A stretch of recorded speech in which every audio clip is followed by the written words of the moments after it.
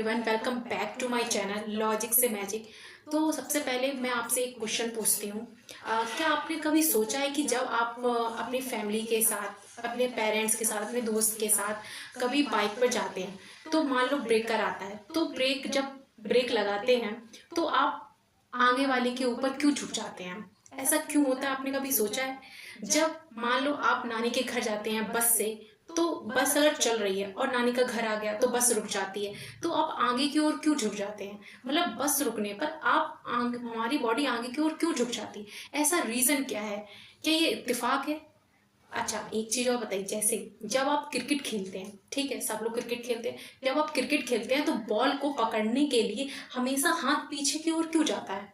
ऐसा क्यों होता है? क्या आपने कभी सोचा है? चलिए देखिए, ये कोई इत्तेफाक तो नहीं है, लेकिन ये न्यूटन्स पावा का नियम जरूर है। न्यूटन्स पावा ने 3 नियम दिए थे, इसके जरिए समझते हैं कि ऐसा क्यों होता है। तो सबसे पहला जो नियम है वो होता है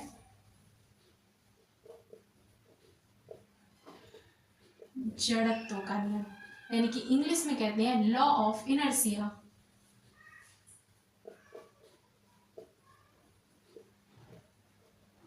और हम इसको नाम देंगे आलस का नियम।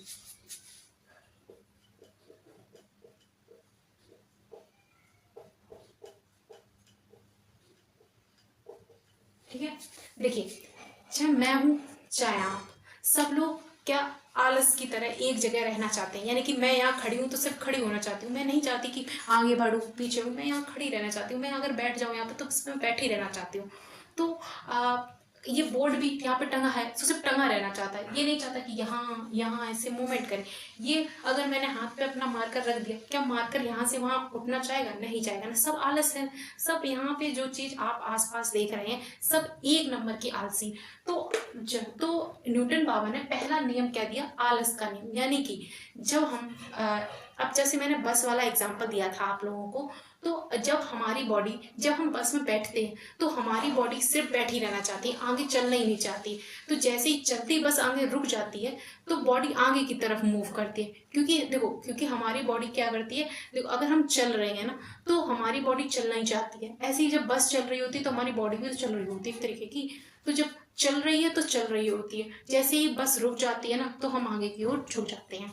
बाइक पे क्या होता है कि बाइक चल रही है और कभी कभार ऐसा ब्रेकर होता है कि अचानक हम पीछे की ओर झुक जाते हैं कि जैसे जब आप बस में बैठते हैं और बस चालू होती है तो पीछे की ओर झुक जाते हैं। ऐसा क्यों होता है? ये भी आलस का ही नियम, क्योंकि हमारी बॉडी एक तरफ ऐसे बैठी हुई थी, अचानक से बस चली, बैठी रहना चाहती है तो बस ने पीछे धक्का दे दिया, मतलब कि पीछे से ऐसे बॉडी मूव हो गई, पीछे की ओर हो गई। तो ये कौन सा नियम है? लॉ ऑफ इनर्शिया, यानी कि जड़त्व का नियम। आलस का नियम समझ में आ गया। ये है law of inertia, Newton's power का फर्स्ट लॉ। अब न्यूटन्स पावर का हम सेकेंड लॉ समझेंगे। देखो, सेकेंड लॉ कहता है संवेग, यानी कि मोमेंट, लॉ ऑफ मोमेंटम। यानी कि F बराबर होता है क्या? ma। F होता है फोर्स, यानी कि बल। m होता है मास, यानी कि द्रव्यमान। a होता है एक्सीलरेशन, यानी कि त्वरण, हिंदी में कहते हैं त्वरण। ठीक है, इसको हम नाम देंगे चोट का नियम। किसका? चोट का। देखो,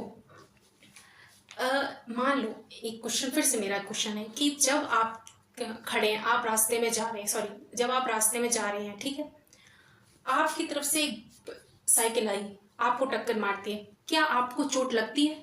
नहीं लगेगी ना। ऑफ कोर्स ज्यादा चोट नहीं आएगी। अगर सामने से ट्रक आ रहा हो तब आपको टक्कर मारी तो आप चले ही जाएंगे ना।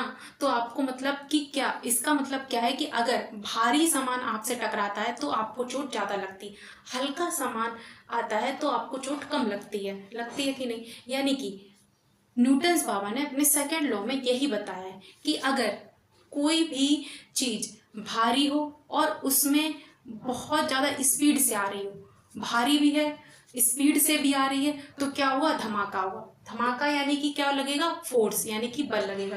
तो दूसरा नियम क्या बताया कि चोट का नियम, यानी कि F बराबर ma। अब न्यूटन्स बाबा का तीसरा लॉ, तीसरा क्या कहता है, ये है क्रिया प्रतिक्रिया नियम। क्रिया प्रतिक्रिया, इसको समझ हम ऐसे सकते हैं, यानी कि रिएक्शन टू एक्शन, एक्शन का रिएक्शन, सॉरी मैंने उल्टा बोल दिया, एक्शन टू रिएक्शन। तो हम इसको हम याद करने का सबसे सिंपल तरीका है जैसे को तैसा। देखो सब कहते हैं ना कि जब हम लोग जब हमारे साथ कुछ बुरा होता है या फिर हमारे साथ कोई बुरा करता है तो हम भी यही रिवेंज वाला लेते हैं कि जैसा मेरे साथ करोगे मैं वैसे ही तुम्हें करूँगा। अगर तुमने मुझे गाली दी तो मैं तुम्हें गाली दूंगा, अगर तुमने मुझे मारा मैं तुम्हें मारूंगा। तो यानी कि जैसे को तैसा, क्रिया टू प्रतिक्रिया नियम। तो यही इन्होंने न्यूटन्स लॉ ने तीसरा दे दिया। अब जैसे समझिए, सबको गुस्सा आता है, ठीक है, मैं क्या करती हूँ, मुझे बहुत गुस्सा आता तो मैं अगर इस दीवार पे मारती हूँ, ठीक, तो दीवार पर जब मैंने मारा, जितनी फोर्स से मैं दीवार को मारूंगी दीवार उतनी फोर्स से मुझे मारने की कोशिश करेगी, तो मुझे क्या लगेगी, चोट लगेगी। ऐसे ही तो वो क्या हुआ कि ये मेरा जो एक्शन था उसका क्या हुआ, रिएक्शन हुआ। तो यही नियम क्या कहता है, क्रिया टू प्रतिक्रिया नियम। यही क्या है, न्यूटन्स लॉ। अब समझते हैं, जब रॉकेट ऊपर जाता है तो जो नीचे आग निकलती है, तो वो आग जो पृथ्वी के ऊपर फोर्स लगाती है, पृथ्वी के ऊपर जितना फोर्स बल लगाती उतने ही पृथ्वी भी फोर्स ऊपर की ओर लगाती है, वही जितना फोर्स ऊपर देती है तो वो रॉकेट ऊपर की ओर जाता है। ये हमारा हुआ क्रिया प्रतिक्रिया का नियम। आपको आया समझ में? देखिए न्यूटन्स लॉ किताब में शायद आपको समझने में थोड़ी डिफिकल्टी हो, लेकिन मैंने तीनों लॉ को बहुत ही आसान भाषा में कहानी के थ्रू आपको कनेक्ट करने की कोशिश की। पहला नियम मैंने आलस की तरफ से जोड़ दिया, दूसरा नियम चोट की तरफ से जोड़ दिया, तीसरा नियम जैसे को तैसा की तरफ से जोड़ दिया। यानी कि आपको पढ़ने और समझने में थोड़ा आसान हो जाएगा। अगर आपको मेरा ये तरीका पढ़ाने का थोड़ा सा भी पसंद आया और आपको ये टॉपिक बहुत अच्छे से समझ में आया तो आप मेरे चैनल को सब्सक्राइब जरूर कर सकते हैं और मुझे सपोर्ट कर सकते हैं। और अगली वीडियो आपको कौन सा टॉपिक सबसे ज़्यादा कठिन लगता है, जो आपको ऐसे ही कहानी वे में समझना है, तो आप मुझे उस टॉपिक का कमेंट कर सकते हैं, जिससे मैं अगली वीडियो आपके लिए और अच्छे वे में बना के दूँ। थैंक यू, धन्यवाद।